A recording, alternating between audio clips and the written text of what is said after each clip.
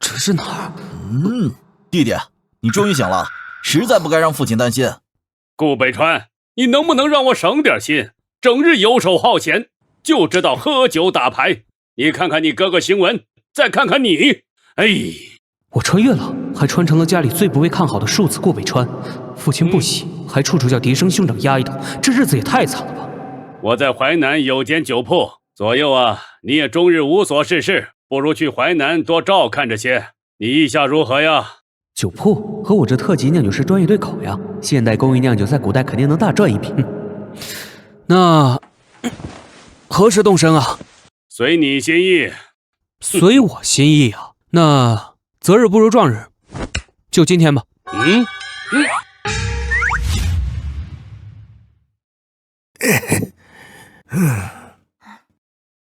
少爷，我们走的是不是有些太急了？才没有，家里人处处排挤少爷，少爷早该走了。说的不错，走了才好，就是叫你们跟着我受委屈了。说什么呢？我们本来就是下人，追随主子是应该的。走吧。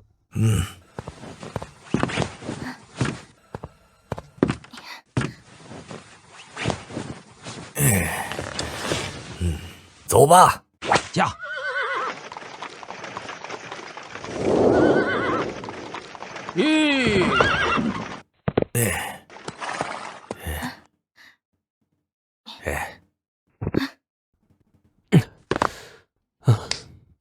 少爷，淮南郡到了。听说城南还有一家张记酒铺，素来与我们顾氏作对。他家掌柜为人阴险，少爷可得小心些。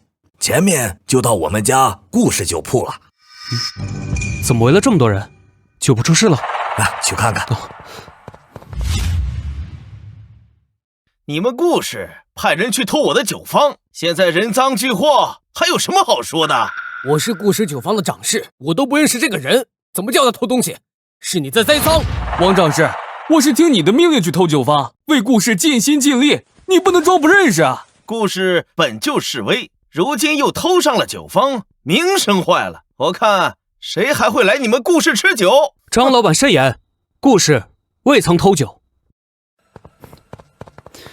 去忙吧。你是何人？我是这顾氏酒坊的东家顾北川。既然你是东家，那你给我个交代，偷我酒坊一事如何处理？这毛贼看起来倒是和这张记掌柜颇为熟络呀，此事必然有诈，不能让人白白毁了我顾氏的名声。你这无凭无据的，谁知道这个贼人是不是被你收买了，又来诬陷我们顾氏酒坊？更何况我们顾氏有更好的方子，又为何不顾脸面去偷你家的？更好的方子？你这东家莫要口出狂言。正好诸位今日在此，也请大家做个见证。1月之内，我顾氏若酿不出好酒，我便把这酒坊拱手让与张老板。这年轻人就是气盛，这也太猖狂了。顾氏本来就弱，这下彻底完了。少爷，铺子若给了张家，您如何在淮南立足啊？狂妄小儿，莫要赖账。张老板着什么急啊？不过我若是酿出了好酒，也请张老板腾个地儿，把你张记酒坊给予我，算是赌注，如何？你怎么，张老板不敢？我有何不敢？我这特级酿酒师比不死你。张老板等等我！慢走啊！散了，没热闹看了，散了吧。少爷刚才夸下如此的海口，莫不是真有能赢了张记的法子？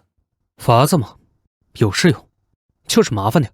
这样，你跟秀儿先回宅子，我去就来。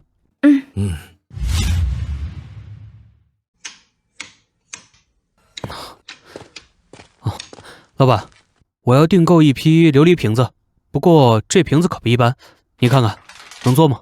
再不一般，它也是个瓶子呀。这属实是过于奇怪了，但也不是不能做，只是得加钱。价格不是问题，不过我还需要再订购一批琉璃管，需要双层结构，内部流油，外部流水，然后水油不相碰，高度嘛大概有半人高，然后短口跟平口能相接。这至少2两银子。2两一个，那先做10个，做好第一个之后啊，送到顾氏酒坊，如果验收合格之后，再做剩下的。哦，这是20两，我先走了，辛苦了。老天爷呀，我这是遇到大客户了。我说的2两是一批的价格呀！嘿嘿嘿嘿嘿呀，这是什么物件啊？据说是东家造出来用来酿酒的。酿酒，这东西是好看，可如何酿酒啊？少爷马上就要到了，尔等聒噪至此，成何体统？哦，哎，都来了。今日啊，要给你们讲的是酿酒的新方法，叫做蒸馏之法。蒸馏法，蒸馏，此物呢，便是这蒸馏之法所需要的器具。这靠谱吗？过1个月之后，这不就完了吗？就怕你不放心，所以啊，我提前用蒸馏之法做好了实验，供你们品尝。闻到了吗？真有酒香啊！这味道好酒，好酒啊！张记最好的吹小酒都没他醇厚啊！少爷妙法，故事有救了。好了，都别愣着了，来尝尝吧。哎，哦，怎么样？这酒比之前的酒好喝吧？何止啊！少爷的酿酒技法足以颠覆淮南的酒水市场啊！既然诸位知晓此法的分量，那副伯去把保密文书拿上来。保密文书？诸位，此酿酒手法的价值有多大，各位心里应该清楚。我可以交给你们，但是你们绝不可泄密。签了保密文书，如果泄密了，就得跟我去官府走一趟。怎么选择？诸位请自便。好，我们签。只要有足够先进的技术，才有可能垄断市场，这只是第一步。好，那我就把我所知道的都交给你们。你们呀，看着钻研，但我只有一点，平时操作时必须秘密进行。诸位可明白？明白。哎，李师傅，瞧着今天你们都挺高兴，难不成东家真有新秘方？去，招呼好你的客人去，瞎打听什么？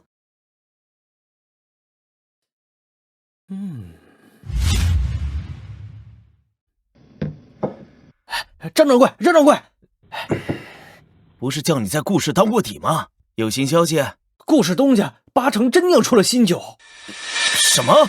是真的，他们酿酒都在一个屋子里头，不是老师傅压根进不去呀。你且继续打探，若是能搞到新酒配方，我赏你20两。我一定把配方给您弄来。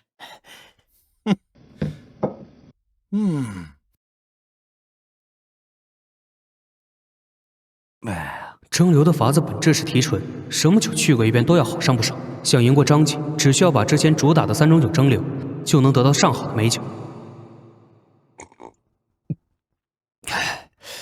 不错，此酒本就是最烈的酒提纯，非身体雄壮者，只怕是喝不了多少就会醉倒。此酒就名为英雄醉，英雄醉，只醉英雄。好文采，东家真是好文采啊！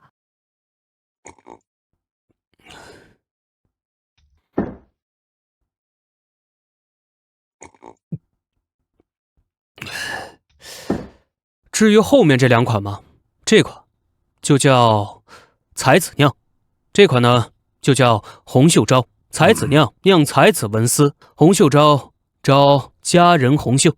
你们辛苦了，今儿起凡在酒坊参与酿酒的师傅，工钱上3成。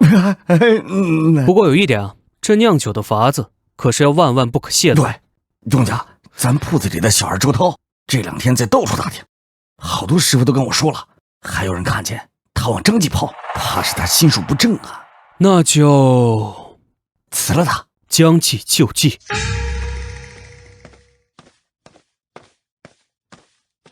这都什么神仙装置啊，从来没见过，怪不得这群人跟防贼似的。终于被我逮到机会了，赶快去交给张掌柜。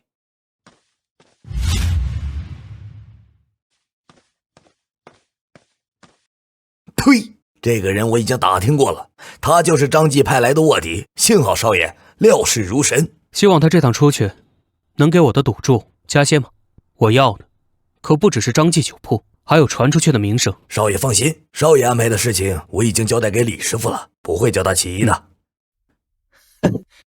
事情办得不错，我倒是要看看他到底酿出了什么好东西。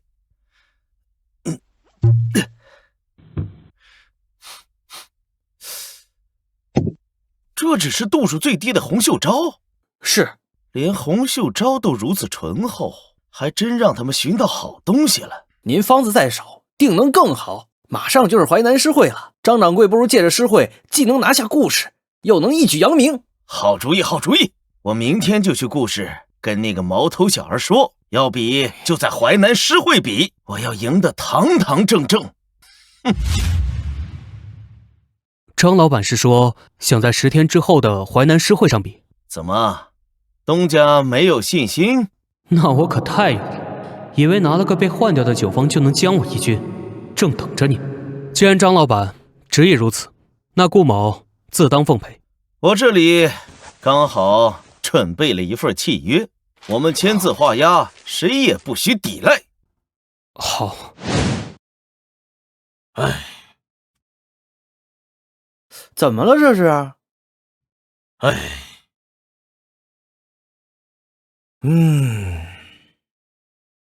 还能怎样？这人啊，看管酒坊不力，居然不小心给烧了，还被罚了钱呢。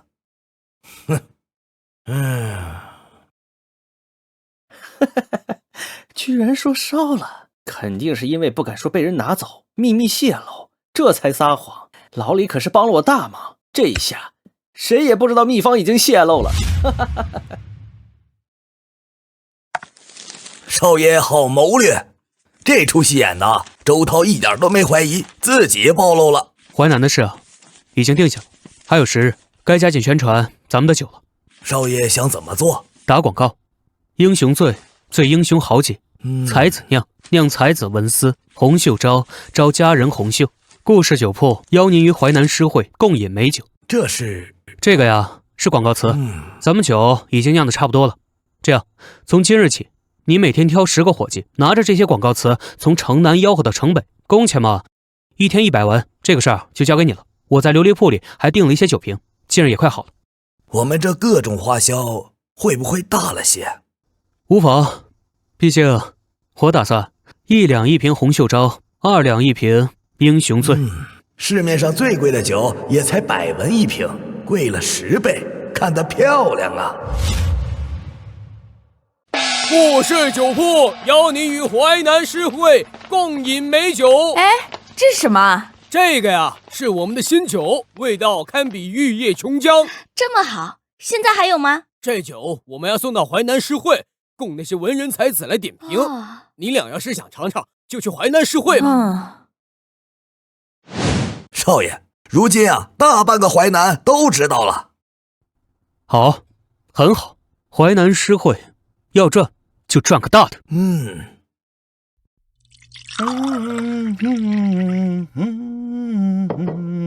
不好了，不好了！叫唤什么？故事又有动作？岂止是有动作，那可是有大动作。故事那个新来的少东家订了一批琉璃瓶子，说3种新酒不散卖，统统按瓶卖。按瓶？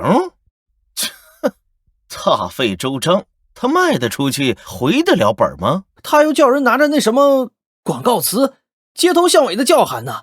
现在所有人都知道故事有新酒了。什么？风头怎么竟被他故事抢走了？他故事有的，我也要有，还要更好。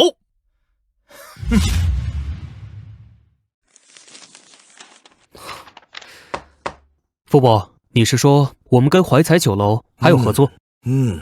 酒铺最常见的2种售卖对象，一种是散客，另一种就是酒楼。一家酒楼的供货量能抵不少散客，可就故事之前的酒水也有人要。是啊，少爷，这3年啊，每月采购不断，虽偶有价格波动，但从未间断。可如今我们酿的这3种酒，至少也得1两银子起步。若是原价卖出，只怕亏损甚大。我敢卖这么高，凭的就是整个淮南都没有一款酒比得上故事。物以稀为贵，若是怀才酒楼能喝到低价出售的故事酒，那我就绝无可能占据整个淮南的酒水市场。这契书要重新改一改，要么是改价格，要么终止合作。备车，是去怀才酒楼我要跟他们东家谈一谈。好。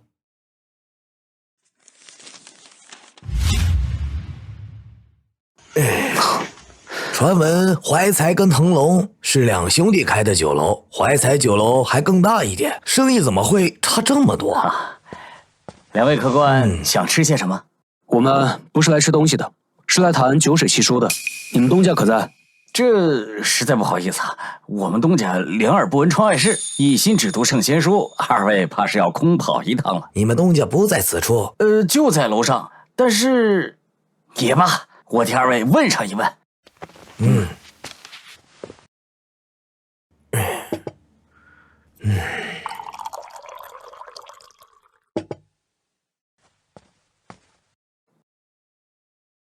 东家说他在专心准备淮南诗会，用心读书，契书一事改日再谈。二位请便。依我看，这东家就是看我们有新酒，想坐地起价。非也非也，我看这东家应该就是个书呆子，压根儿就没在意过酒水契书一事。少爷何出此言？怀才酒楼地处城中心，依旧顾客稀少，规模更小的腾龙酒楼生意却好这么多，足以表明怀才酒楼东家经营不善。我现在总算明白，为什么怀才酒楼与我们签了3年了。少爷通透，可若真的如此，我们该怎么办？这位东家以读书人自居，明显不把我们放在眼里，不想与我们交谈啊。若真如此，倒是好办。少爷我呀，最擅长跟读书人打交道了。3日后就是淮南诗会，你不去酿酒，来此作甚？掌柜，酒曲原料配比不太对，这酒方真有人试过吗？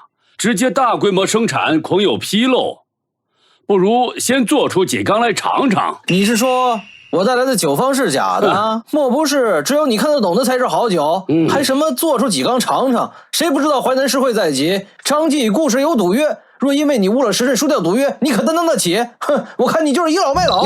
老朽受不了这种侮辱。这酒方你看得懂，你来做，明日我便辞工。掌柜不必挽留，这样的人根本不懂酿酒技法之神奇。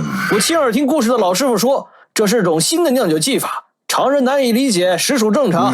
他总不会骗我。顾东家，好久不见呐！听说你最近可费了不少心思呢。哪里？没张掌柜多。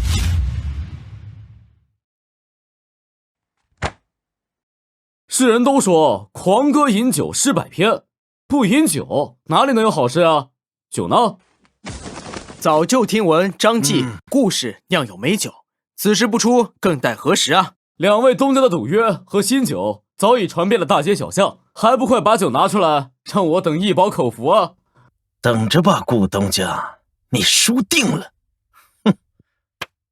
来人，给诸位才子上酒。这次我们张继不仅酿出了春晓，更有远胜于春晓的名酒，诸位放心痛饮就是。张继分文不取。张老板大气，此等胸襟定能成大事。詹志兄，你为4大才子之首，来年春闱我们4人便要分道扬镳，想必是聚少离多。兄长之才最好，素质又爱酒，何不作诗一首，以助军中豪情？二弟所言甚是，且看我饮酒作诗。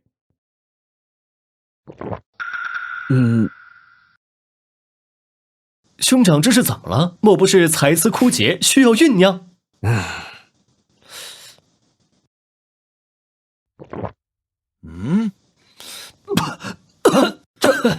淮南诗会，风雅之地，梁兄怎可做出如此粗鄙之举？喝酒，3弟喝了就知道了。去你大爷！居然拿这种馊水来糊弄人！什么馊水？这不可能！田公子说的没错，这分明就是馊水。我说你为何分文不取？竟是如此！淮南诗会向来是我淮南世子间的盛会，你到底是何居心？是不把我们淮南文坛放在眼里吗？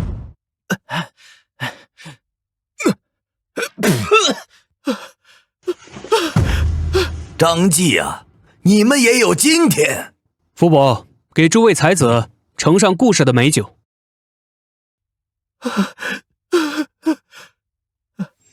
此酒名为才子酿，酿才子文思。才子酿，酿才子文思，这句话倒是不俗。短短数句，竟然有如此韵味，只为此事，也值得痛饮一杯。这好酒啊！四弟说这是好酒。我不常饮酒，但我也知道这的的确确就是好酒。兄长们自己尝尝就是。我从未饮过如此好酒，故事妙哉！不惜千金买宝刀，貂裘换酒一寒袍，一腔热血擒真重，洒去犹能化碧涛。好，是。淮南庞涓之大才也。都是此酒，若非此酒，焉能做出此等诗篇呢？依我看，是这酒的名字才价值千金吧。这酒酒香浓烈，不愧为英雄醉啊！我先饮为敬。哪位是顾氏东家，竟酿出如此好酒？正是在下。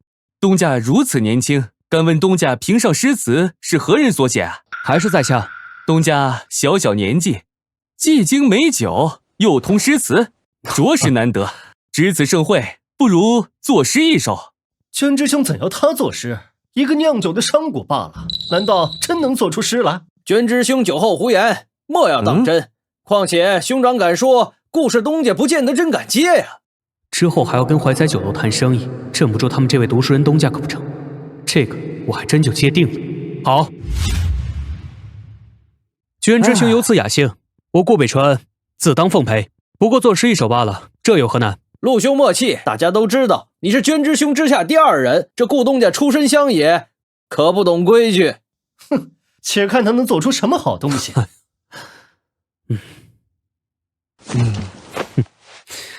君不见黄河之水天上来，奔流到海不复回。君不见高堂明镜悲白发，朝如青丝暮成雪。人生得意须尽欢，莫使金樽空对月。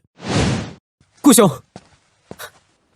兄，我刚才还在想什么时候去府上讨教诗才呢。便是你不上门，我也是要过去的。怀才兄可还记得弃书一事？若怀才兄此时有空，不如去我府上一叙。这里也没外人，顾兄，我与你说实话吧。其实这酒水弃书一事，你不找我也无关紧要。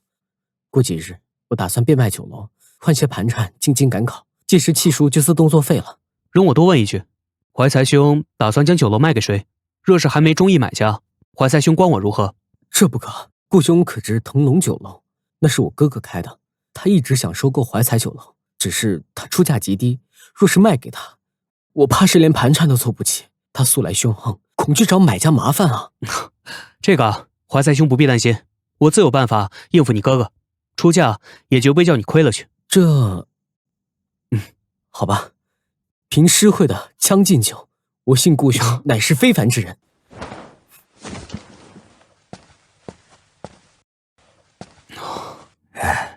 少爷，弃书的事情是谈妥了啊？那我刚买下了酒楼，弃书的事儿不用谈喽。什么？这得多少银子啊？我们的酒每日得卖多少才能回本啊？不仅不能多卖，还得限量卖，这叫物以稀为贵，也可以叫它饥饿营销。我要建立一个涉猎各行各业的商业集团，可少不了专属于自己的商标，绯红酒楼就是第一步。少爷，这些天顾氏酒铺天不亮就有人排队呢，这么多天过去了，日日爆满，少爷好手段。顾氏如今定价不低，可还算不上高端。新的绯红酒楼就只做精品，只做高端。是。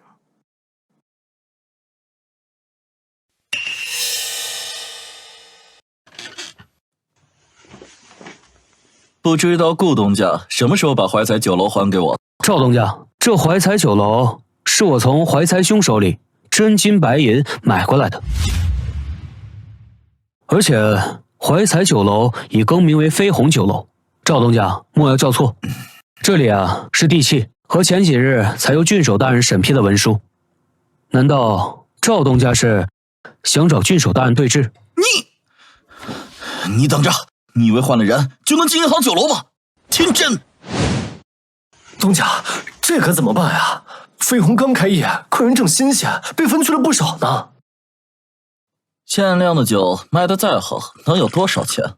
刚买下酒楼，正是元气大伤的时候，就是耗我也要耗死他。东家的意思是，我们的菜肴一律降价，再喊多余的伙计去街上抢飞鸿的客人，我要他死！不好了，不好了，少爷！怎么了？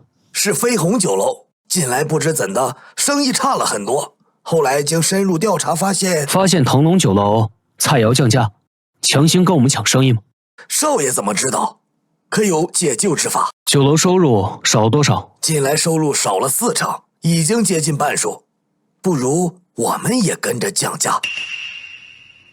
不妥，腾龙酒楼在淮南经营多年，钱财充足，真要降价，只会落得个关门倒闭的下场。那怎么办？我们向老爷求助？倒也不必，如今得从外部破局。张记酒铺收拾的如何了？何时可以酿酒？他们拖沓已半月，稍作修容，再挂个牌匾，就可以酿酒了。动作快些，再派一些人去琉璃店定制一批玻璃酒瓶和杯子。这样能行吗？罢了罢了，不想了，都听少爷的。东家，飞鸿酒楼没跟着降价，应该还能再撑些时日。那也离死不远了。等他们客人走光，一样只剩下被我收购一条路。这英雄隧倒是不俗，顾北川空有酿酒的法子，经商却远不如我。真想知道飞鸿关门后顾北川的表情啊！好啊，此酒命名为2月春，真是不枉我把陈师傅请过来。以往在张记啊是埋没了。东家谬赞，这还多亏东家酿酒技术好，又有老李在旁指导。老陈呐，这春晓本就是张记名酒，还是你技法娴熟，否则总是要差一些的。这经由春晓提纯后，口感更在英雄醉之上。如此佳酿，这些日子的宣传也值当。等明日这酒上新之后啊，飞鸿酒楼啊，怕是要门庭若市，看得腾龙酒楼还怎么掣肘我们。好啊，来，诸位请，让我们为了2月春，为了飞鸿，干杯！举杯，干杯！兄台，你也是来买酒的？是啊，听说除了3种老酒，还上了新酒。他家的每日限量实在是有些少了，红袖招500瓶，才子酿300瓶，英雄醉才100瓶，不知这新酒如何卖？不过好酒难酿，少也正常。如今他家接手了张记铺子，酿酒地方多了一处，酒水定也翻番。说的是啊。哎，人来了，开门卖酒了。老板，什么意思？酒呢？各位不好意思，今天的酒已经卖完了。什么？卖完了？明明多收了一家铺子，怎么拿出来的酒反而变少了？你们酿酒师傅干什么吃的？怎么比昨日还少？这新酒2月春我连瓶子都没见着，你说没了？诸位，我是飞鸿的东家顾北川，有什么事啊找我说便是。这位就是做出了将进酒的顾东家，同为读书人，我也不难为你，只是想问这酒怎么越卖越少啊？是啊，飞鸿都接手了张记的铺子，不应该酿更多的酒水才是。顾东家，我等了2月春这么久，给我们个说法。哎呀，原来如此，这位兄台说的极是。收了张记铺子之后，我们确实酿了不少，但多出来这些酒啊，不论是2月春还是其他酒水，统统放在城中心的飞鸿酒楼售卖，这是本就定好的事情。放在飞鸿酒楼，只是顾某疏忽，忘记跟大家说了，实在是抱歉啊。城中心的飞鸿酒楼，可是腾龙酒楼对面那家？对，没错。兄台再见，我先走一步。走，去完又没了。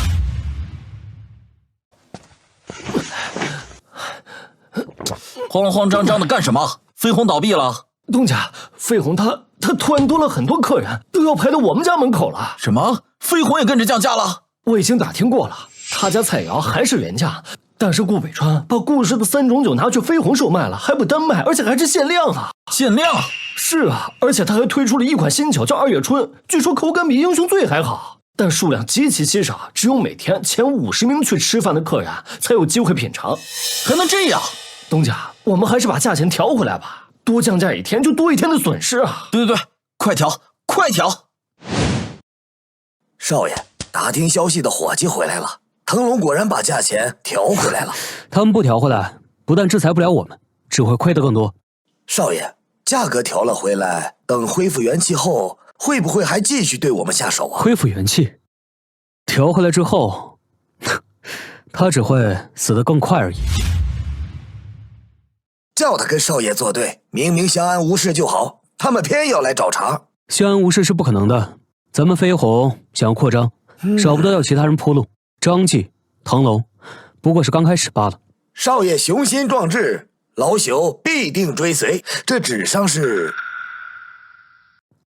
这个呀，是精盐蔗糖跟鸡精的做法，有了它们，假以时日，飞鸿一定能遍布淮南的各个角落。你去收购一些甘蔗过来，越多越好，银钱在账上自行支取就是。少爷放心，我立刻去办。除了甘蔗，再收购一些鸡禽和粗盐，我自有用处。另外，酒楼人手也得再招一些，飞鸿越做越大，人手难免不足。明白。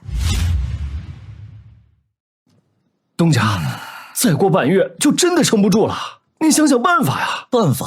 飞鸿都快把所有酒楼都逼死了，你要我想办法？来落井下石。落井下石？我们都要被飞鸿的石头砸死了。赵东家，我们也是老相识了，我就明人不说暗话，直接开门见山了。自从飞鸿和4大名酒出现之后，我们几家的生意一天比一天差。之前1个月还能卖100多两银子，现在没有之前的1半多。若是让飞鸿酒楼这样继续下去啊，我们几家怕是要一起关门了。必须想个办法挫挫他们的锐气。飞鸿有4大名酒傍身，我们如何争得过？赵东家可知御厨孙怀民？他本就出身淮南，落叶归根，不日就要回来了。我们今天找赵东家就一件事，必须赶在飞鸿之前拿下御厨孙怀民，顺便将飞鸿赶出淮南。少爷，10多天过去了，蔗糖、精盐和鸡精都做出了样品，尤其是鸡精啊，放到这个菜里啊，那简直鲜到能把人的舌头掀掉啊！这个不知少爷何时准备投入使用啊？不急，新东西出来，怎么能平平无奇的上去呢？对，按照少爷的一贯做法，上的声势浩大，要么上的惊天动地。福伯是不是对我有什么误解啊？福伯，听说靖王最近巡视淮南，他可是老饕啊，要是能……你说什么？靖王？喂，我们觉得酒楼只是靠4种名酒出名，未免名不副实，我们来比一场如何？你们？对，我们，整个淮南叫得上号的酒楼东家。飞鸿酒楼已经被人忌惮至此了吗？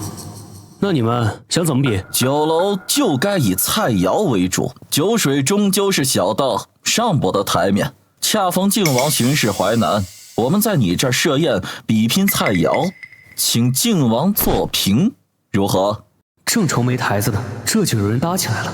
这毕竟是这么多酒楼联合起来，小心有计呀。好，就听赵东家所说。本王初到淮南，便听闻如此有趣的比试，就是不邀我这个老饕，也是要过来凑凑热闹的啊！王爷能大驾光临，真是让酒楼蓬荜生辉啊！多说无用，既然是菜肴比拼，我们就在菜上见真章。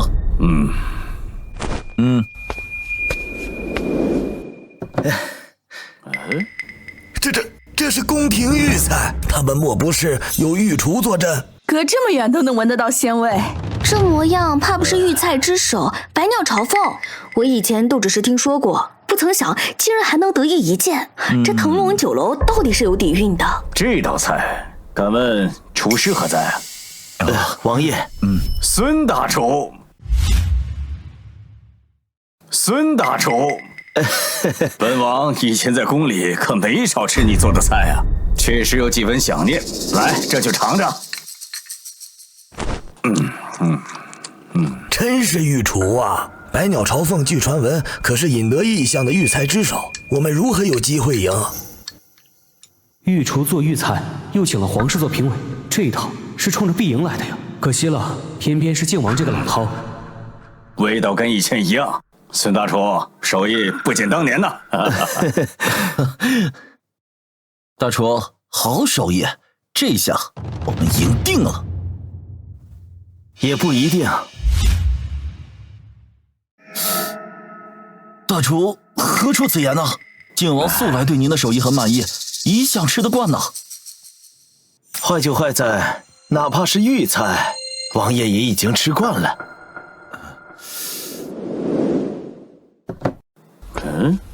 这是何物？这是鸡汤和红烧肉，汤采用了飞鸿酒楼的秘制技法，在保留清澈的同时，不损其鲜美。肉乃豚肉，同样秘制而成，肉质鲜美，肥而不腻，满口余香。豚肉低贱，怎么能盛给王爷吃啊？这豚肉怎么做都有股怪味儿，那么多肥肉，不腻是不可能的，怎么可能像你说的那样？你这分明就是对王爷不敬！我呈上美味佳肴，何来不敬？佳肴？就你这清汤寡水、低贱豚肉，王爷怕不是都难以下咽？哎，此言有失偏颇。入嘴的东西还没尝，你怎么就替本王难以下咽上了？是草民妄言，草民知罪。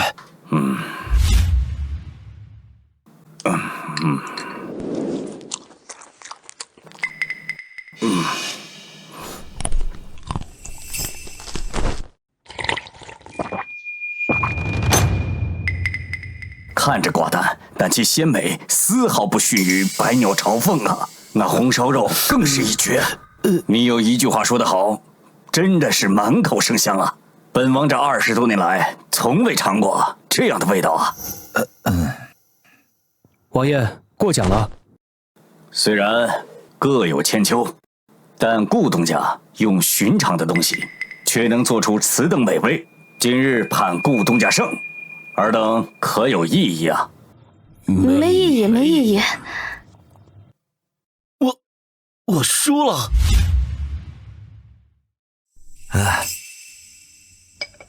少爷，从那日比试结束后，各家掌柜就一直想见您，如今已经3日了，他们今儿已经在包厢里等着。少爷，见还是不见？原来已经晾了他们3天了。时间应该差不多了。哎，这顾东家怎么忽然愿意见我们了？无非是怕了我们，我们毕竟有御厨，联合起来也能分得不少生意。怕了还会晾我们3天，如今让人鼻息的是我们。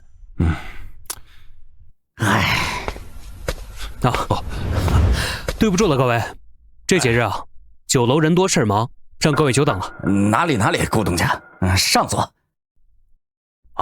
顾东家，我们今日啊也是想把话说明白。如今啊，几家生意都要做不下去了，这么多伙计，几十年的基业，你得给我们留条活路啊！那刘掌柜的意思是？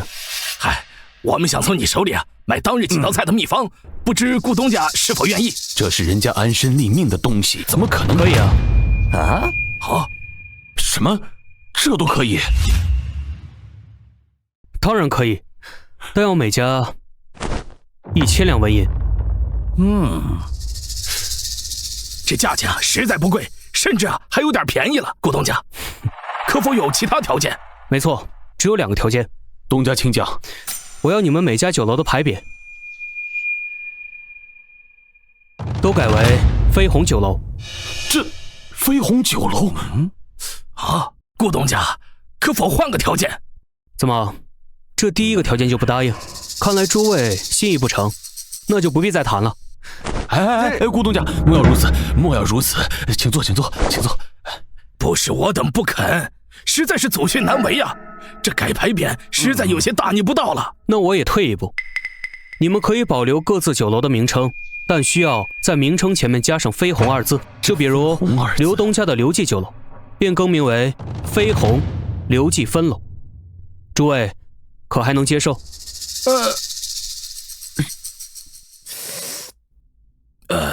可以。顾东家，第二个条件是，除了这1000两纹银，每家酒楼每月所赚银钱都需要供给飞鸿3成。这3成，顾东家，开玩笑也得有个限度吧？顾某句深谋远虑，毫无玩笑之意。你莫不是把我们当成待宰的羔羊，任你欺压不成？什么也不干，白白拿3成，怕不是在白日做梦吧？等你们成了飞鸿分楼，飞鸿的一切都可以在各位酒楼里售卖，包括4种名酒亦可以在飞鸿进货。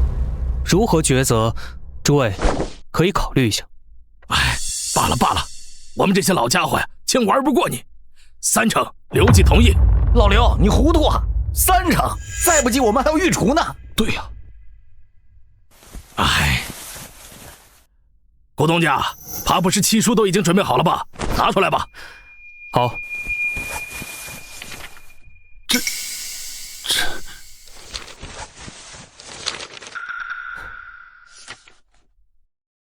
还有我们的份儿呢，我们其余东家还没同意呢。王掌柜啊，王掌柜，不好了，御厨收拾东西去飞鸿了。什么？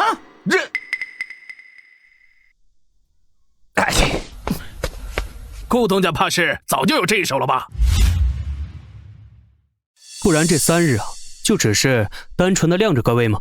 且马其书，顾某明日就去找郡守盖章，届时诸位就能来飞鸿接收加油秘方，包括酒水那些，我也会提前打好招呼。但诸位也切记飞鸿的规章制度，如果让我发现谁阴奉阳违，败坏飞鸿名声，就别怪我不留情面了。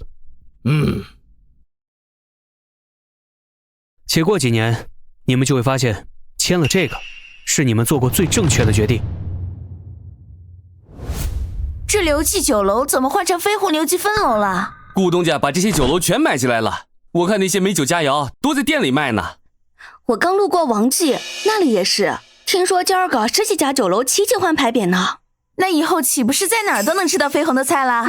顾东家此举真是造福淮南啊，以后都不用大老远跑去城中心了。少爷，如今我们酒楼名声大着呢，出门到处都能看见分楼。他们手脚倒是不慢，如今淮南餐饮业也被我垄断了大半，衣食住行，这下一步，车架备好了吗？我要下乡看看。好是好了，可我们都做这么大了，您还下乡干什么？我准备。少爷少爷，有客人来访。是那些掌柜？不是，看模样像是淮南最大的布匹老板。布匹老板，请。是。顾东家，在下姓沈，单名一个贵字。顾东家别来无恙啊。我们之前见过。实不相瞒，淮南诗会上见过东家。东家好玩采，沈某着实敬佩。来，请坐。不知沈老板这次来是？我家擅长经商，从来就没有读书的苗子。可我3代单传的儿子考中了举人，但年年会试都是诗文不行。3年了，一家人都指望他能考中进士。望您屈尊教导犬子。可以是可以，但不知沈老板能付出什么代价。顾东家想要什么尽管开口，只要我儿高中，沈某有他必定奉上。沈老板是做布匹生意的，规模如何？审计部行共21家，遍布淮南，10几家酒楼就可以垄断淮南生意，这审计怕是也垄断了布匹行业。可售卖成衣啊，多数布匹仅单纯售卖，只有上好的料子才会裁下1-2块，制成成衣，放在店中供人观赏。用华美成衣吸引消费，这商业思维当真不差呀，怪不得能做这么大。这样，若我要审计半数的份子，沈老板，你可答应？东家口气真是不小啊！整个淮南的餐饮生意居然还没有喂饱吗？沈某知道顾东家不缺钱，但这5成实在太多了，3成，最多3成。这沈贵可以说是相当爱子，5成本来没想着他会答应，3成已经很出人意料了。不过这还不够，不知顾东家什么时候可以开始教导犬子？5成，我保证，令郎能进前3甲。前3甲？是，但除了5成的份子，我还要1半的审计部行缀上飞鸿的名号。你就不想家里出个前3甲，士农工商，那可是前途无量啊！你真能保证前3甲？这样，我们做一个约定，如今距离来年春闱还有些时日，我会尽力辅佐令郎。如果中了，沈老板履行承诺；如果未中，我分文不取。好。我朝科举分八股、策论以及诗文。八股能刷题，诗文唐诗宋词看过来不会做来也能吟，唯独这个策论，如今交通不便，消息不通，京城政策获悉起来还是有难度的。但沈氏的部行实在叫人眼馋啊，不试试又怎么能行？少爷，我们还下乡吗？下，那里啊可是有大宝贝。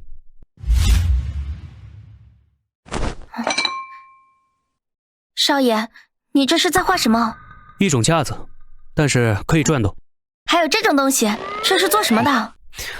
这个是纺织所用，纺织作坊已经差不多完工，马上就能招聘纺织女工了。如今我朝的布料大致分为2种，寻常百姓穿的麻布和富贵人家穿的棉布。等丝绸出来，完全可以挑战棉布的地位。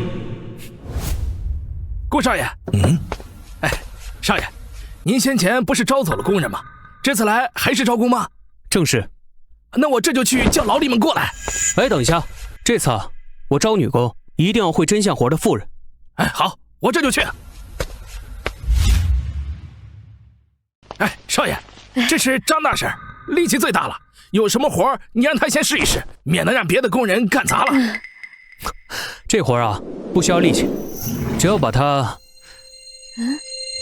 养好就行。这是白大虫还没长成的时候。你口中的白大虫也叫蚕，只要你们能将蚕养好，吐丝结茧后，将丝线抽出来织成布，再送到城里售卖，就有工钱，最低50文，做得好的话，1天100文也不成问题。100文？100文？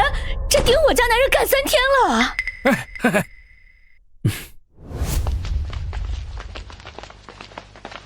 这顾东家也太会找地方了，叫我们好跑，这是不把我们审计部行放在眼里吗？休得胡言！这可是我爹给我找的老师，他的诗才可是传遍淮南，定是仙风道骨般的人物啊！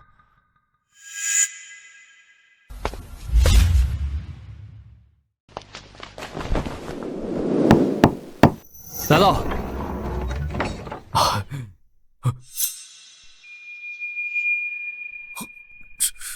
来一块。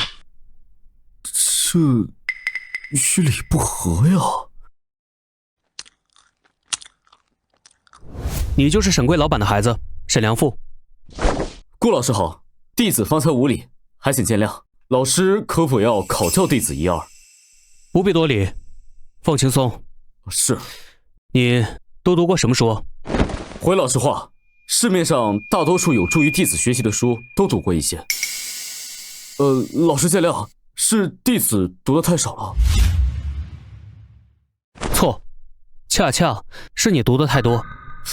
书是好东西，可不是每一本都是对的。从你刚才进门开始，我就看出来你过于拘谨，换句话说，就是你过于恪守礼教。礼教不该是言行的枷锁。回老师，弟子不明白，书上的东西怎么会是错的？这书上说，大丈夫生于天地之间，岂能郁郁久居人下？当不折不屈，是也不是？是。那书上又说，大丈夫生于世，当能屈能伸，留得有用之身，才能行非常之事，是也不是？是。这读书不能读死书，纸上得来终觉浅，觉知此事要躬行。书是参照，不是真理，你可明白？弟子弟子醒得。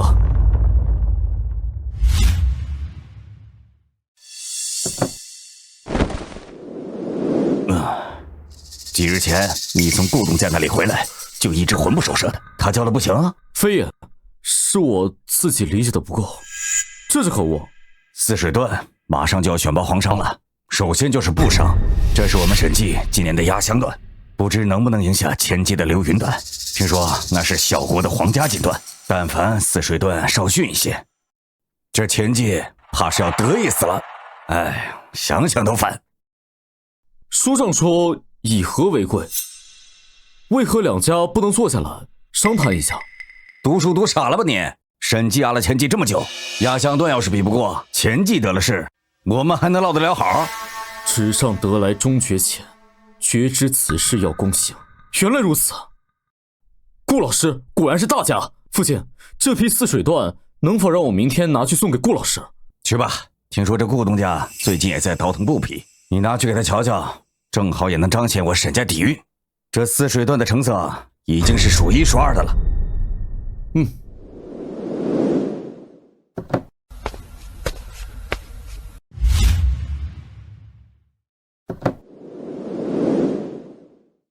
这是审计的泗水段，特意带给老师聊表谢意。泗水段是块好料子，这可是市面上都买不到的压箱段，就这么个评价吗？梁父，正好你家是布商行业出身，为师刚巧要去看作坊的新部，陪为师一起如何？学生自无不可。说是织布，可这里既没有桑麻，也没有棉花，甚至原料都欠缺。这是何物？这个是蚕，我这次的布便是用它吐的丝做原料。蚕丝？正是。如此轻薄之物，如何能用来织布？来。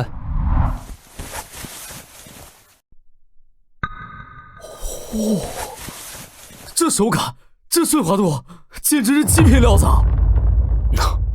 当真？与我朝市面上的其他料子相比如何？当碾压之。敢问恩师，如此布匹，您打算如何处理？当然是拿到你们审计布行售卖。这么好的料子，直接拿过去卖，正逢皇上选举，恩师，你帮了我审计大忙啊！皇上选举，可这只是半成品料子，如果拿去评比，只怕会误了审计大事。半成品都如此精美，请恩师助我。皇上大选在即，整个淮南都没有比你这半成品更加精美的料子了。罢了，拿去吧，我会叫人加紧赶制成品。皇商大选何时开始？后日。好。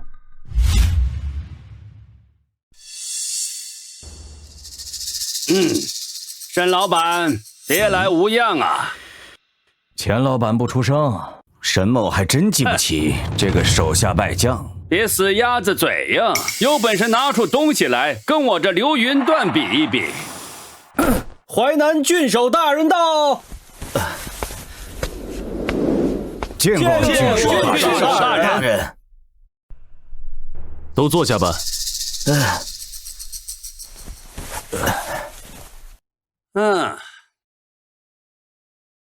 布行皇商大选现在开始。行了，选拔不搞这些虚的，把布都呈上来吧。此乃流云段，是一国皇室贡布。诸位大人，请过目。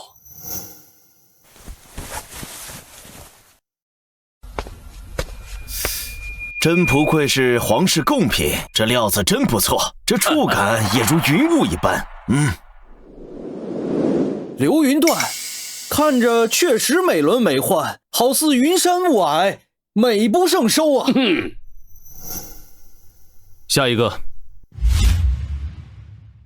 早听闻郡守严苛，原来果真如此。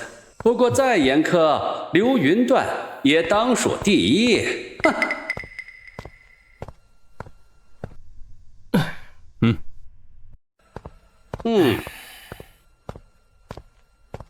皇商莫是真叫流云段拿了去，审计还未出场，真有转机也未可知啊。泗水段大家都见过，怎么可能比得上流云段？审计，就差你了，把布料呈上来吧。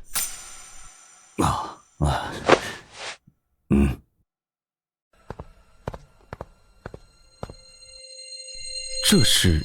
此乃丝绸。丝绸？本官从未听过此名。这触感冰凉，又轻薄如纸。不错。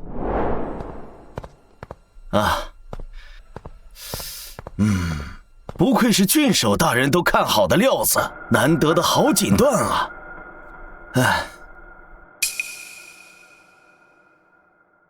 这种布料若是制成衣物，即使夏日炎炎，也别有一番舒适啊！如此好的锦缎，审计怕是颇费了一段功夫啊！不可能，这不可能！审计最好的不是泗水段吗？诸位都看看吧，此丝绸可能媲美流云段。以我等之见，确实胜流云段一筹啊！可流云段重在染色，穿在身上气质斐然，金布纯属素白，哪有半分颜色？就闻郡守大人严苛公允，自古以来不含皇商选拔，哪有只看布料不看染色的？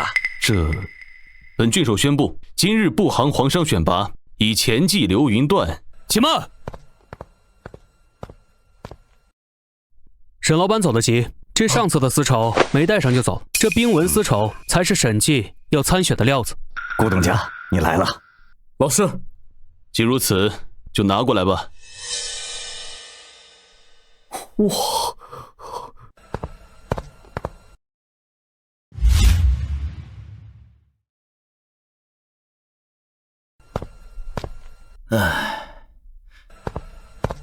这通体冰蓝，上面还有暗纹呢。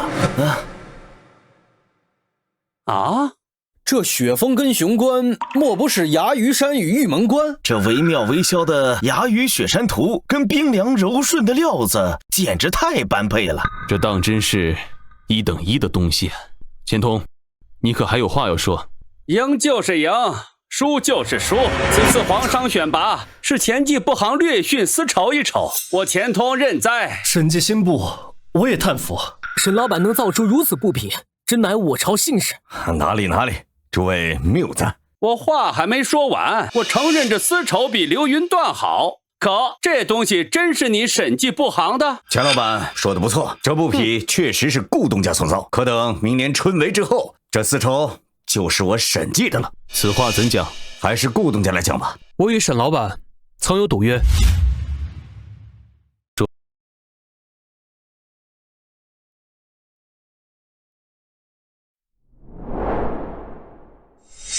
也就是说，若沈贵之子能得了前3甲，5成的审计部行都要改姓飞鸿。这丝绸是暂时放在审计店里售卖的。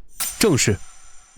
这可是一半的铺子，沈老板真是舍得。士农工商一个金榜的前3甲，还有这精美的布匹，你换不换啊？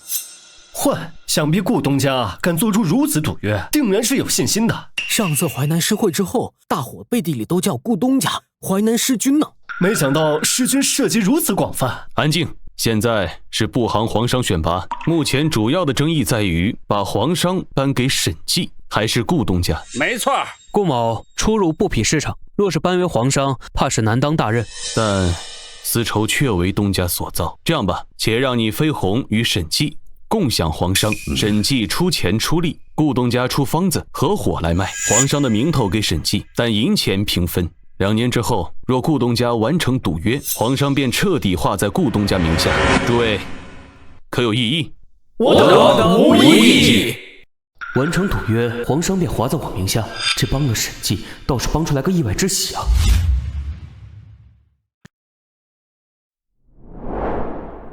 我们的作坊以后就叫南山作坊了吗？没错，既然作坊有了名字，那这处宅子就叫南山居吧。还起了名字，少爷这是想在村里常待吗？已经晚秋了，继续留在这里，怕是会有些冷啊。冷？那这样的话，酒楼的生意岂不是会差很多呀？每每严寒，确实会少上3-4成，这就是酒楼常态。各个掌柜怕是已经都习惯了。那这样的话，此物确实可以提上日程。这个东西看着怕是不好造啊。这样，你去找村长，让他再找些人来，最好是有经验的铁匠。咱们南山居即使不造它，也有用到他们的地方。好，我这就去办。少爷，现在都快入冬了，以前呢，这帮打铁的伙计还能打农具，现如今没活干了，正好您需要，他们一个不落，全都到了。好，来，各位传着看一下，这上面的零件，你们能不能铸造？我们打的都是大家伙，这可是闻所未闻呐。少爷，这种东西精细太过，可有样品让我们看看？是啊，这无样品，少爷不如找陈家工匠方打个样。他家工匠可是闻名江淮两郡。陈家，陈万安，可这东西不好泄露，如何叫他保密呢？老师，老师，怎么？有什么事吗？没。其实也有些事情。好，诸位先回吧。不过诸位放心啊，你们依旧是我南山作坊的工人，会给你们安排事情做的。好，告辞。弟子打扰老师了。无妨。你急急忙忙过来是什么事？赌约的事情被传出去了。另外有2位老板找上我父亲，想让我父亲引荐，让他们的孩子也与老师一起学习。哪2位？工匠铺陈万安陈老板，以及淮南最大粮商周老板。老师若是觉得冒犯，我这就与我父亲说明。不用，伤者逐利，谁也不能免俗。你替我约他们一个时间，正好我有事要找他们。工匠铺和粮商，是我刚刚看到这些人跟他们有关吗？不是，是跟飞鸿酒楼有关。说不定你马上就能吃到飞鸿酒楼送上门的菜肴了。真的？可是现在马上要入冬了，淮南又不小，这样的话会不会太耗费人力了？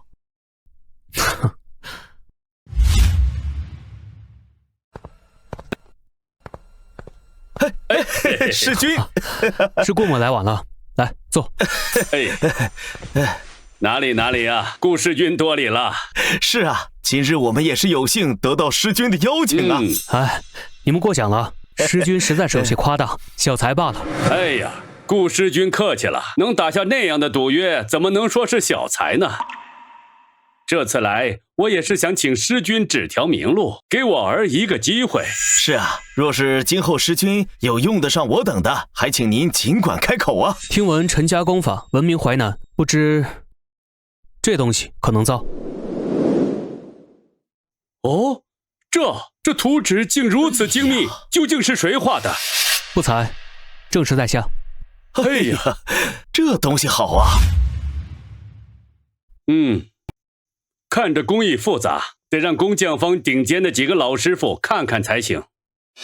我能带回去吗？自然是可以，但是这图纸我不希望还有别人知道。放心，此等精械必然明白它的重要性。那我就先告辞了，好给我们这个师傅开个眼。告辞，告辞。师君今后还有用得着我的地方吗？沈老板，你可是淮南最大的粮商，只是用你的话，还需要等些时候。来，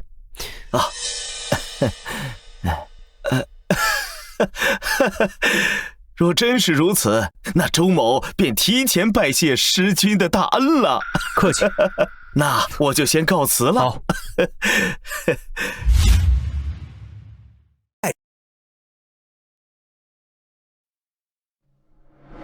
听工匠坊的陈老板说，老师傅们看见了以后格外感兴趣，没日没夜几天就报废了几10条链子，这才赶出来的。我已经将南山工坊的铁匠们送出去学习了，相信过不了几日就可以组装，然后量产。这天气是越来越冷了。您是想问今儿个第1天来听学的公子们，他们还没到呢？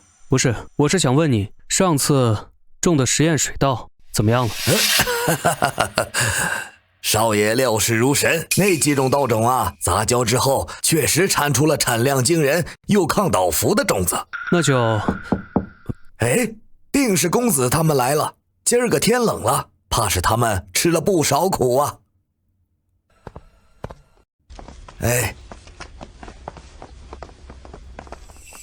学生见过老师。不必多礼，你们两个是心甘情愿拜我为师。是，学生自淮南师会后一直仰慕师君。你是工匠房陈万安之子？是。楚哥出身淮南，可一直长在江南郡，未曾见过师君圣明。敢问师君可否当场作诗一首，让楚哥信服？那就请楚哥出题吧。我出题？我从江南回淮南时，路过淮河边，看见一老者穿着蓑衣在雪中垂钓，便以他为题吧。老者在雪中垂钓，有了。千山鸟飞绝，万径人踪觅。孤舟蓑笠翁，独钓寒江雪。妙哉妙哉！我父亲叫我过来，当真是最正确的决定。老师不负师君之名，在江淮两郡绝对是独一份。这不是那精密图纸上师傅们日夜赶制的东西吗？莫非这图纸也是师君画的？正是。师君全才，是楚哥冒犯了，请师君见谅。楚哥愿意跟着师君学习为官之道。哦，你要做官是为了什么？做官就是为了踏上仕途大道，为圣上分忧。可世代为官者比比皆是，圣上忧心的是梭翁般的穷苦百姓，可这种百姓比比皆是，那些为官者做不到，你就可以。那我们拼命为官是为了什么？我辈读书人生于天地之间，当为天地立心，为生民立命，为往圣继绝学，为万世开太平。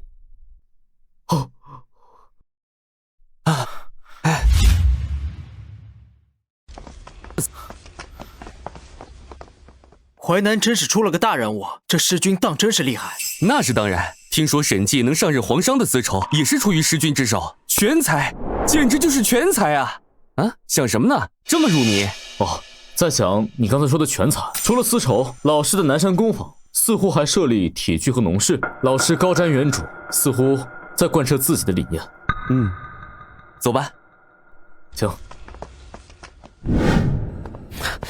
福伯，快把红烧肉给我端上来，饿死了。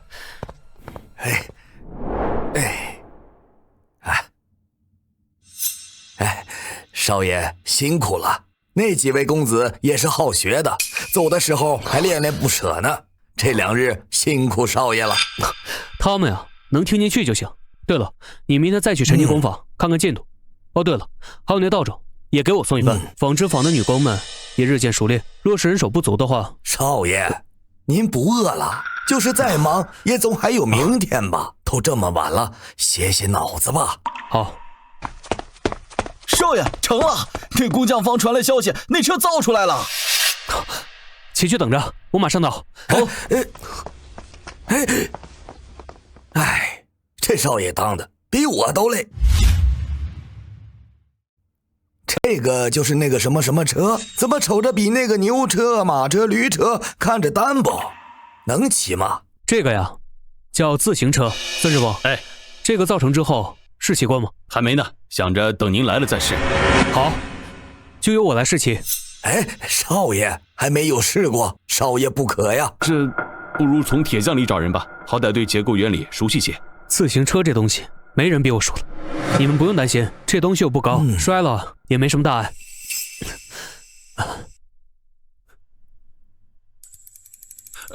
少爷小心啊！成了，能骑。南山工坊锻造坊，每个工人工钱上涨1成，明且这自行车就开始量产。好。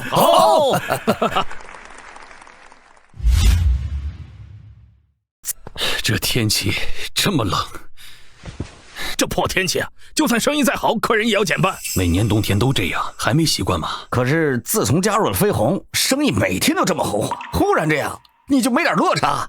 那又能怎么样呢？顾东家故人神通广大，这个他解决不了的。诸位顾东家，自从我们加入飞鸿，每个月都要开一次股东大会，不知今日又要商讨何事啊？今日前来啊，主要给大家送点东西。究竟是何物，竟劳烦顾东家亲自送来？在给你们之前啊，我先问你们一个问题：近几日天气严寒，诸位生意如何？托东家福，生意尚可。说实话，不瞒东家，天气寒冷，客人确实比之前少了许多。我们呢也想过补救的办法，却不见成效。那我就跟你们说说我的法子。福伯，把自行车推进来。嘿，顾东家，这大铁架子是做什么用的？此物竟能解决冬天客人少的问题。咱们开酒楼的最重要的是把饭菜卖出去。如果有人能把饭菜送到他们家里，他们还能不吃？把饭菜送到他们家里，这么冷的天儿，送到都凉了吧？有了它，能节省5、6倍的时间，再裹上棉被，冷不了。顾东家，这自行车有多少？这自行车吧，生产工艺复杂，这10来天也才产了100余辆。这自行车能否卖给我刘家分店？庄记也想分一杯羹。给我们其他几家也留点啊！顾东家的意思是，这自行车呀，只借不卖。借？你们每个酒楼都能借上一定的份额，但是呢，要交押金。总店每个月都会派人下来检查，如果有损坏或者丢失，押金就要扣掉。所有契约今日签，明日飞鸿旗下所有酒楼统一听我调遣。诸位可有问题？听从顾东家调遣。有时候只要一个晚上，世界就能发生翻天覆地的变化。比如今晚，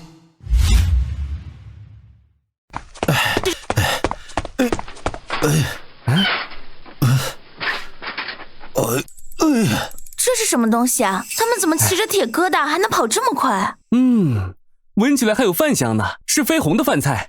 这你们就不懂了吧？这叫外卖，飞鸿新推出的，人在家里就能把饭菜送上门呢。哦。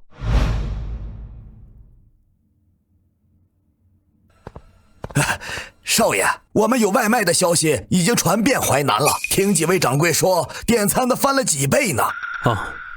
很好。少爷是有什么心事儿？这是我们上次杂交成功的稻谷。是，前几天风雪不停，也不知道实验的怎么样了。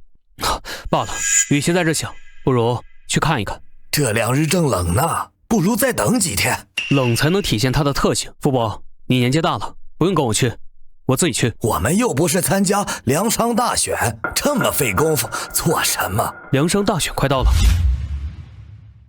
我们又不是参加粮商大选，这么费功夫做什么？粮商大选快到了。对呀，少爷，之前皇上选拔是部商先选，其他的都陆续进行，再过2天就轮到粮商了。淮南最大的粮商就是周老板，听说最近风雪天损失惨重，周老板正发愁呢。愁？那估计也愁不了多久。少爷，这是什么意思？我先去乡下，如果那个周老板来找我的话，让他去我的实验田找我。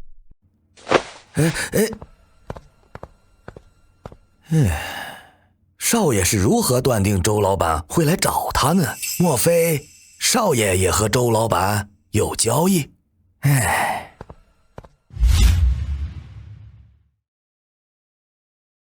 这是之前少爷让我实验的东西，我带着他们实验了10几次，终于这批水稻能在雪里活下来了。之前的是种一次死一次，但是这一次它活下来了。好啊，能活下来就是希望。听说上面正在选拔粮商，您带着他们去，说不定可以拿下粮商呢。粮商那也得看手里的余粮，我可没那么多余粮。顾东家，你可得帮帮我呀！我虽然没有，但是有的已经来了。周老板，别来无恙。看来周老板已经按照我上次所说的做了。听闻周老板有意竞选粮商，奈何快到冬日，损失不小。如今我正派人研究抗风雪、抗倒伏且产量高的稻种，不知周老板可有兴趣？这可不容易啊！与我争抢的几家至今没有这种稻谷啊。若是问世，那必定会冲击现有的粮食市场。周老板若是信我，尽管在临近选拔时放出消息，说你正为稻谷焦头烂额，压得越狠，粮商选拔时才会越出彩，左右老板不会亏，为什么不赌一把？好，我信东家。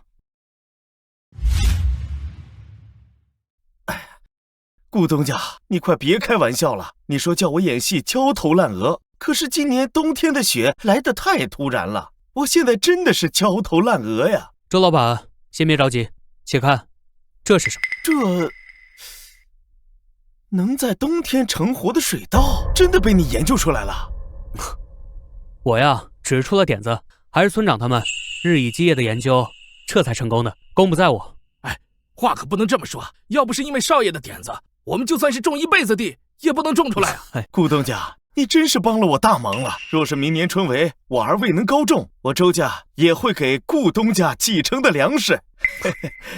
周老板，你还是先考虑粮商大选吧。这东西暂且就算我卖与周老板的。至于明年春闱，我还是按照我的承诺，若令郎未能高中，顾某分文不取。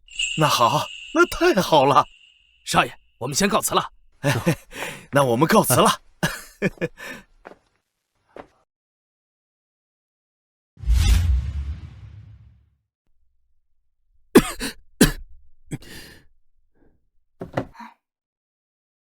叫少爷不爱惜身体，下了趟乡竟是病着回来的，现在还要继续写字。哎，这可不是在写字，我呀，这是在写书。书？少爷还会写书？我是不会，但是我过目不忘，写出来一本《三国演义》还不是很快。事情办得差不多了，我需要一本比酒、比布、比道传播得更快的东西，来打响飞鸿的名声。少爷，公子们来了。好，请他们进来。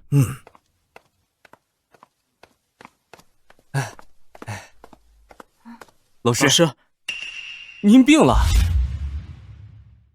近日天寒，怕是冻着了，可请了医师。请了，说是要静养，不宜操劳。可少爷不听医嘱，喝了药该休息了，还要写书。写书？什么书啊？好漂亮的字啊！老师是打算出书吗？书是人类的精神食粮，左右眼下的事都解决了，可以叫福伯扩大版图了。敢问老师，能否借手稿一看？啊，马上就是年关了，春闱离年关差的可不多。你这个时候看老师写的书，到时候别无心读书了。既然老师病了，需要静养，我们也就不多叨扰。等老师好些了，我们再来拜会。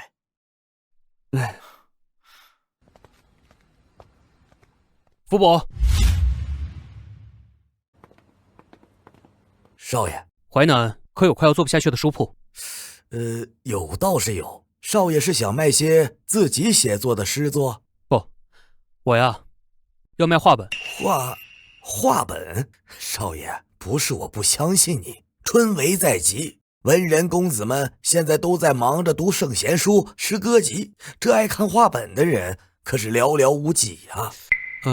这样，且先收购一家，便是真的无人问津，我们损失也不大。那倒也是，我这就着手去办。去吧。正好这几天病着，也干不了其他事，就把《三国演义》给写下来吧。少爷，说好的好好休息呢，福伯也净跟着你胡闹。哎，这可不是胡闹，这是扩大我们的商业版图。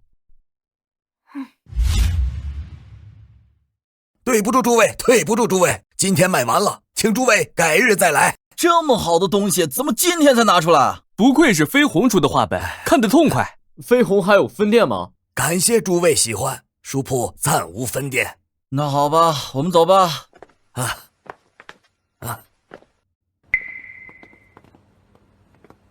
如何？少爷，卖完了，没想到画本居然这么快都卖完了。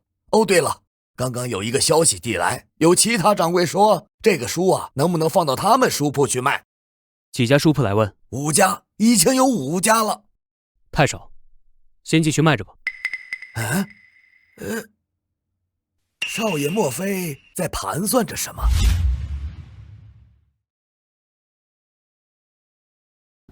诸位来得挺齐啊。有什么话就直说吧。顾东家一条条消息往外传，不就是等着我们来找您吗？飞鸿是可以开分店不假，可是也要消耗不少人力物力。有我们这些现成的人在，何必呢？那二位掌柜的意思是？我们想，不如飞鸿把我们30几家一起给并了吧？可以是可以，不过你们看上飞鸿的什么，就要付出相应的代价。比如说，渠道。淮南30多家书铺，你们不止在淮南卖书吧？自然也是会卖到临近各县。那就好，我要你们做的就是把《三国演义》卖到其余郡县，最好能卖到京城去。只要你们做得到，《三国演义》的印刷出版权随你们拿去。不仅如此，每一页最新写的稿子也会及时送到各位府上。顾东家，我们能力也有限。放心，我没权指望你们。自然还有其他郡县书铺商贾，只要你们尽快的把书卖往其他郡县，后面我还有其他计划，暂时不可外泄。不过你们不用担心，这银子嘛，少不了你们的。是，合作愉快。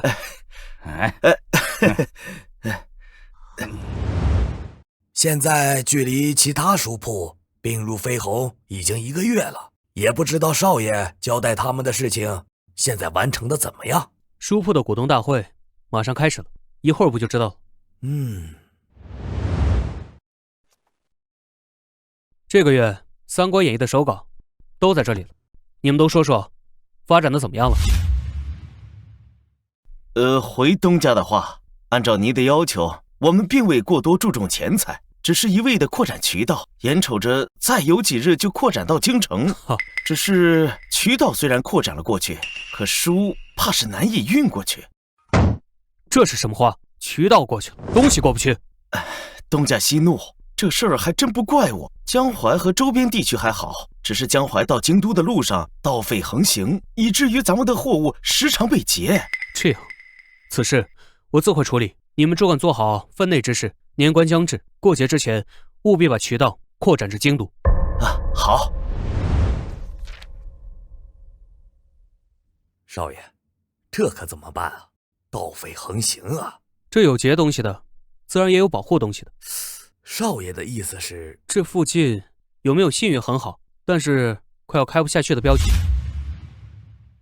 我倒听说过，是有一家叫红旗镖局。之所以之前我没跟少爷说这些，是他们身为淮南第1镖局，1个月前却走丢了镖。现在啊，声名大跌。我听说现在很多镖局啊，都跟他家打擂台，想争下第1镖局的位置。好，就红旗镖局。妹妹，都是哥哥对不起你啊！要不是走丢那场镖，镖局也不会沦落到这般田地。不用想那么多，那场镖本来就有蹊跷，依我看，就是其他镖局联合起来做的戏，不然他们怎么会这么快得到消息？晚上走的镖，第2天一早就传遍了，还带人来打擂台。现如今找我们打擂台的镖局越来越多了，偏偏我们还没有生意，只能耗在这种事上。打就打，打到他们头破血流，叫他们觊觎第1镖局的位置。你呀，林镖头在吗？好呀，又一个打擂的。哥哥，你放着我来，看我不打死他。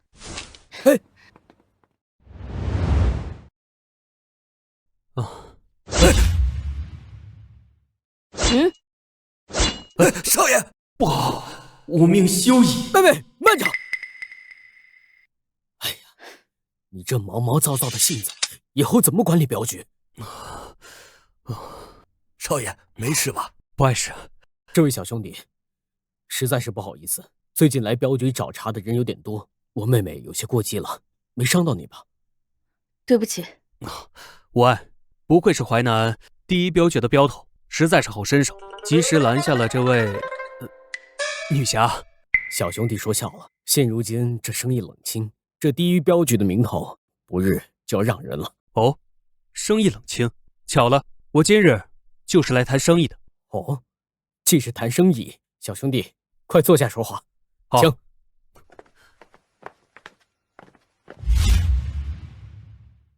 请。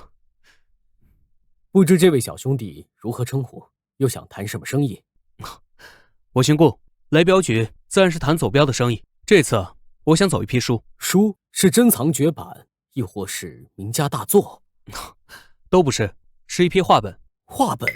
你莫不是看我们红旗镖没落，来开我们玩笑的吧？非也，休得无礼。这位顾公子，可否再详细说说？我没有跟林镖头开玩笑，我的话本在运输途中经常遭到沿途盗匪劫掠。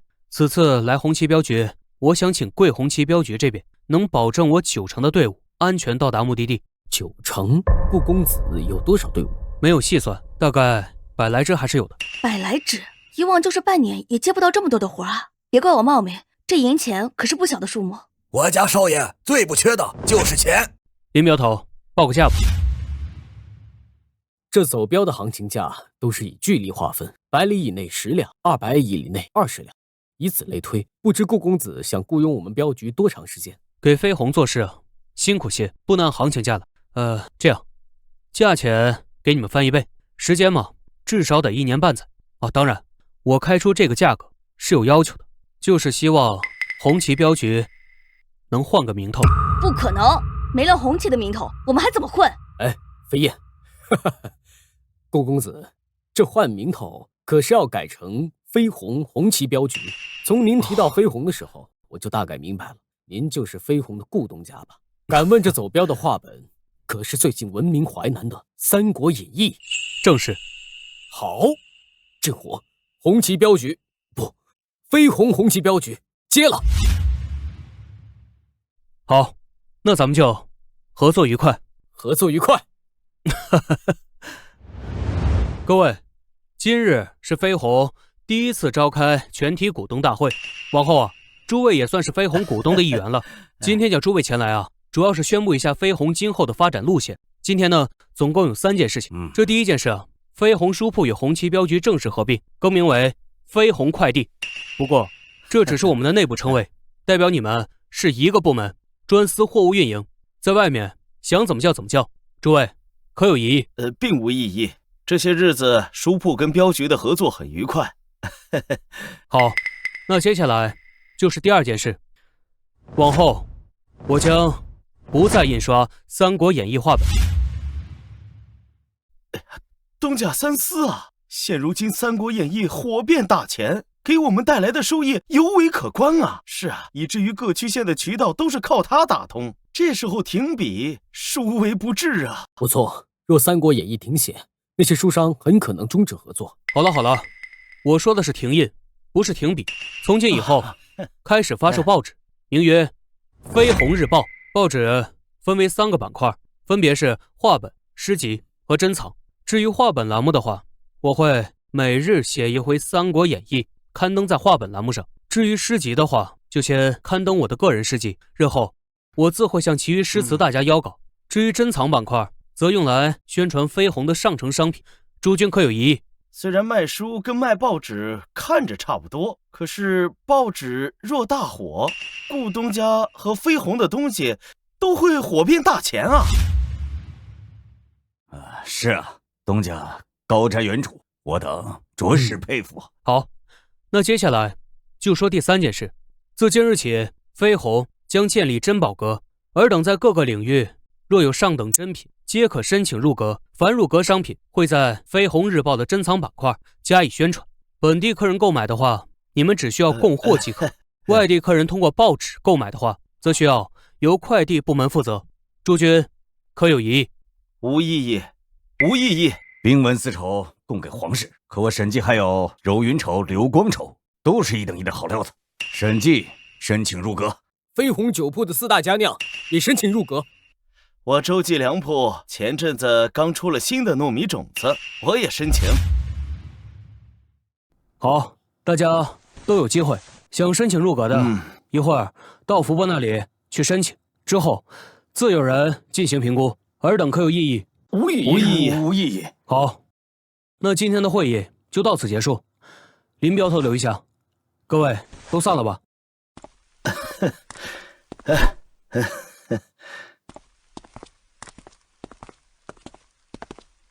林镖头，你是负责京都货运是吧？你下次去京都时，帮我搜集一下朝廷3年来颁布的政令，编撰成册，通过渠道送过来。好，明白。有劳了。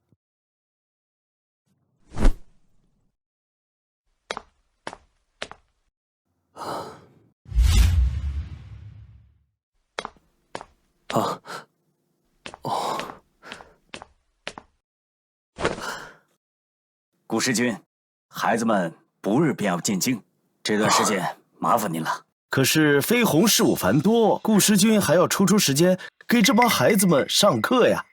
我前不久得了一壶上等的药酒，顾师君尝尝。好了，莫要如此。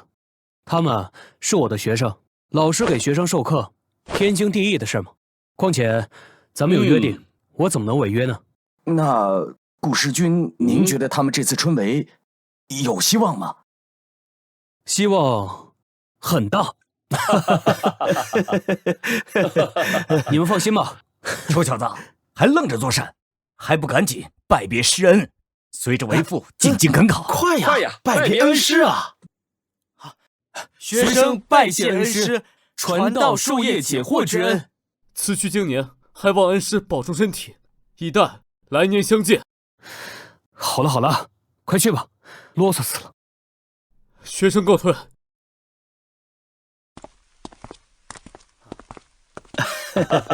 告辞。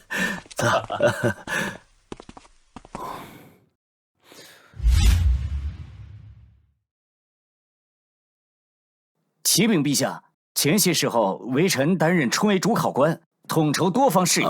现如今春闱已过，考生们的试卷也都盲审完毕，还请您批阅。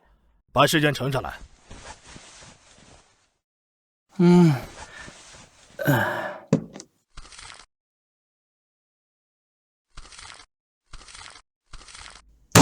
放肆！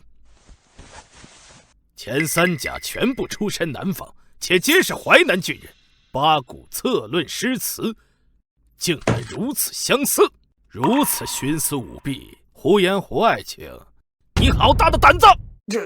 陛下，臣出身北方，上至师承，下至弟子，皆无淮南郡人，臣没有舞弊，不如陛下开张圣听，宣这三人上前对质，好给天下考生一个交代。臣附议。准。沈良父、周仁、陈楚哥何在？他们在。请让他们随我去圣上面前走一遭。敢问这是？跟春闱有关。面圣？虽然不知道具体的是什么情况，那这是不是代表？难道他们都中了？快！你们就是这次春闱的前三甲。前三甲？原来你们不知道，那你们的试卷怎么如此相似？回禀陛下，我们三人皆是顾世君门徒，有所相像也是在所难免的。好，八股和诗文尚能解释，就是这策论，你们写的都是镇北王御敌之法，这你们要如何解释？陛下可听过《三国演义》？这策论之法是顾世君用《三国演义》的书货渠道，送了大前近3年的政令给我们学习，还叮嘱说将军侯兵法奇幻不能复刻，叫我们多看镇北王行兵布阵。淮南师君听起来倒是个奇人呢。启禀陛下，若是淮南师君就说得通了。您之前大家赞赏的《将进酒》就是出自他之手。原来是他呀！罢了，都下去吧。好，胡爱卿，你去看着金榜张贴，不要出什么乱子。退朝。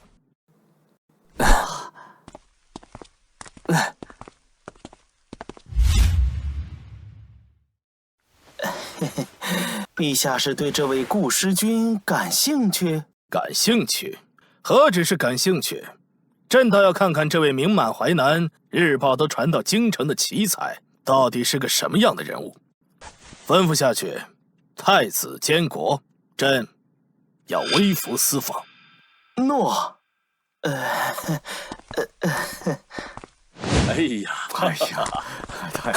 中了！我们中了！啊，我们3个可是前三甲呢！前三甲，那可是前三甲。如此一来，我们就有脸回去见恩师了。前三甲，我们是祖坟冒青烟了。是啊，爹，咱们什么时候回去啊？我已经迫不及待把这个惊喜告诉恩师了。不可，就怕圣上找你们有事。如今金榜还没下来，万万不能操之过急啊！对，这样，我和你周伯父先回去，陈伯父留在这里照应你们。是啊，好吧，那您回去的时候一定不要忘记把这个惊喜告诉恩师。好，我就算是忘记自己姓什么，也不会忘记这个的。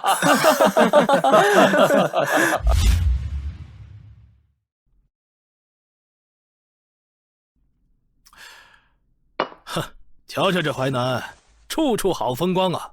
这绯红的产业也是遍地都是。你看这自行车，这是连京城都没有的东西啊！顾北川呐，顾北川，朕我越来越期待了。左右已经到淮南了，想见他还不容易吗？就是在京城，也是陛下一张圣旨的事儿。出门在外叫黄老板，如此奇才总是有脾气的，强求没甚意思。黄老板，前面围了许多人，还有路人在喊顾世军的名字，许是他就在那边。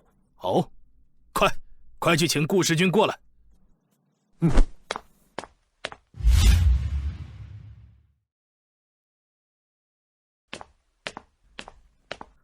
哎呦，顾世军，久仰。先生，久仰。顾世军，请坐。请。鄙人姓黄，乃是外地商户初到淮南，早就听闻师君大才，今日有幸跟师君请教。瞧这人气度非凡，身后随从也不俗，口音还是京都口音，是哪位大人物隐姓埋名？感谢先生抬爱，顾某便以两岸春色为题作诗一首，赠与先生，如何？好。胜日寻芳泗水边，无边光景一时新。等闲识得东风面，万紫千红总是春。好，师君真乃大才呀！不知师君能否以这垂柳为题，再作一首啊？好，既然贵客至此，又岂能扫了兴致？这垂柳，碧玉妆成一树高，万条垂下绿丝绦。不知细叶谁裁出，2月春风似剪刀。美啊！此诗名为《咏柳》。哦，咏柳，淮南柳。早就听说顾师君大才，今日一见，果然不同凡响啊！黄老板见笑了，听黄老板口音是京都人士。不错。顾师君想说什么，但说无妨。也没什么大事，算时间，春闱也该结束了。鄙人不才，教了3个学生，也不知道金榜放榜情况如何，心想问问黄老板，却思及金榜怕是没有放出来，这才住口。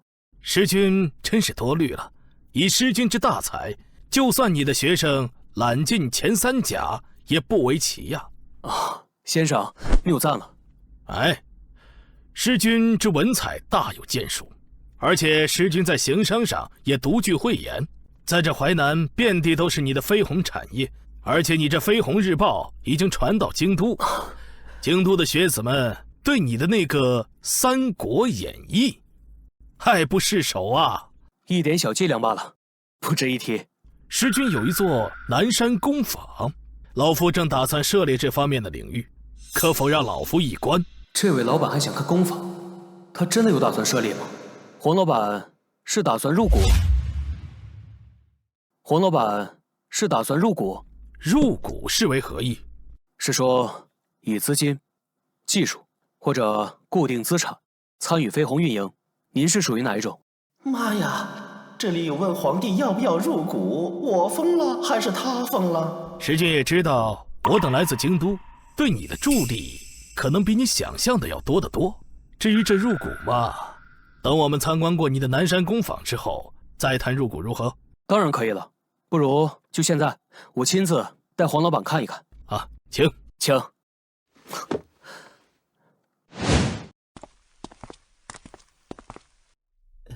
这工人们看见东家都不行礼的吗？这工人们看见东家都不行礼的吗？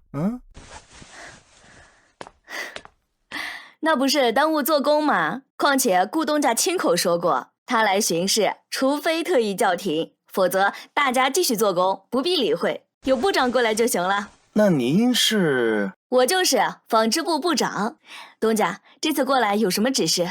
没什么事，贵客到访，带他们来工坊转转，你去忙吧。那东家您先忙，我也去忙了。这些女工着实不错呀，而丝绸出自他们之手，也着实叫我惊讶。黄老板，接下来是锻造部，请吧。请。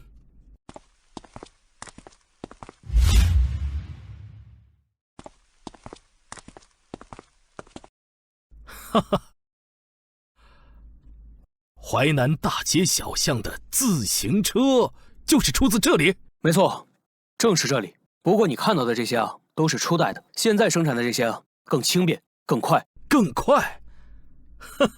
哎呀，好啊！哎，听说还有淮南的粮商、皇商选拔，也有你的功劳在里面。走，带我去看看去。功劳不敢当，我只是提供了思路。育种还是实验田的农夫们辛苦培育出来的。哎，东家，成功了！二代种子成功了！哎，每年亩产500公斤。啊，果真！我就是骗谁也不能骗我们顾东家这样的好人呐，那是要遭天谴的。去忙吧。哎，好。顾世君实乃大才呀！啊，不知黄老板入股一事考虑的怎么样了？哦，这个嘛，我看时辰不早了，不如我们找个地方聊聊。飞鸿酒楼美名远扬，不如我们去酒楼如何呀？没有问题，我这就差人啊，将最好的包厢给您留着。请。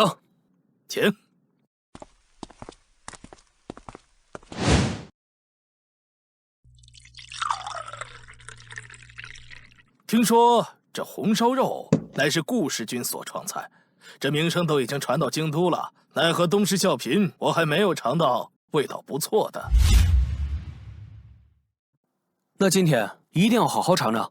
论味道，整个大前没有比飞鸿还正宗的。哦，哈。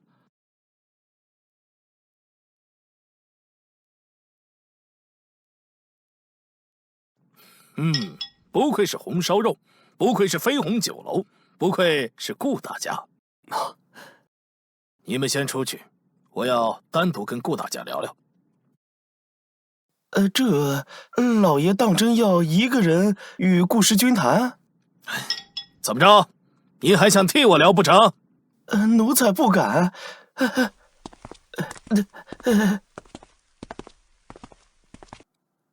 黄老板，您恐怕是身份不菲吧？这普天之下莫非王土，率土之滨莫非王臣。顾大家能在这么短的时间内让淮南发展得如此繁华富裕，我看呐，顾大家才是不菲之人吧。过奖了。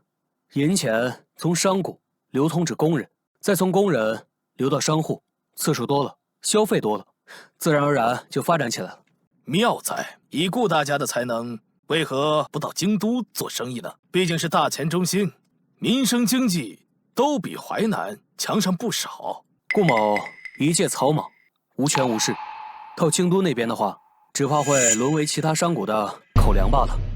哦，那顾大家就甘心蜗居于此吗？不甘心，是以顾某在等一个机会，一个壮大的机会，一个爬到高处让别人看到的机会。诗文是梯子，这飞鸿也是梯子。我赌，我顾北川还是会有人看见的。所以黄老板，可否入股啊？好，我入股。不过，不是我看中了你的飞鸿，而是看中了你。感谢黄老板抬爱。那现在我们是合作伙伴，能否告知顾某您的身份？老夫正阳侯是也。草民见过正阳侯。哎，既然是合作伙伴，不必多礼。你问我身份，想必不是好奇，是有所打算吧？正阳侯居然是正阳侯，这可是除了镇北王之外，当朝天子最信任的臣子了。侯爷说的是，草民看中的是您在京都的名声。哼，你的胃口好大。胃口不大，怎么把生意做到京城？胃口不大可不行。日后飞鸿的生意做去京都，到时便以侯爷的名义进行。若出了什么事，还请侯爷出面摆平。哼哼，好，一言为定。好。好，顾世君，我便在京都等你。北川定不负侯爷厚望。嗯，请。嗯。陛下看起来很喜欢这个顾时君呐。这顾时君的确让人喜欢，不负盛名。哦，对了，回宫之后立刻派人到正阳侯府，告诉他，朕借他的名义与这顾时君达成同盟，让他日后在京都见到他，给他行个方便。陛下这个方便，谁敢不从啊？您就是他顾时君最大的方便。哎呀！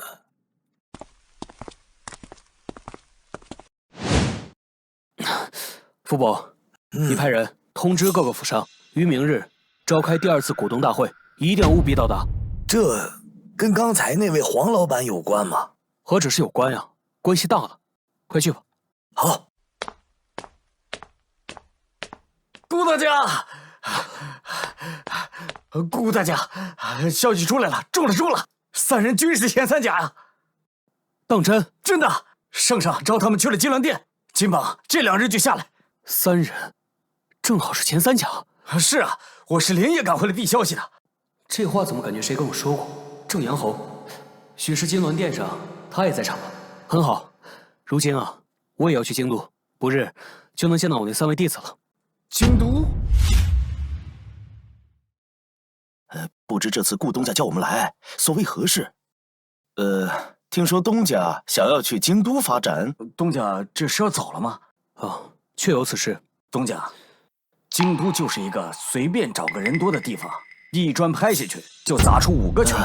这种地方毫无根基，不好发展啊。这个呀，你们不用担心，你们要做的就是在我不在的这段时间，把飞鸿给我管理好。如果有什么拿不定主意的，随时可传信来问我。东家放心，大伙儿明白。哦，对了，之前做的赌约上的铺子，也做个统筹。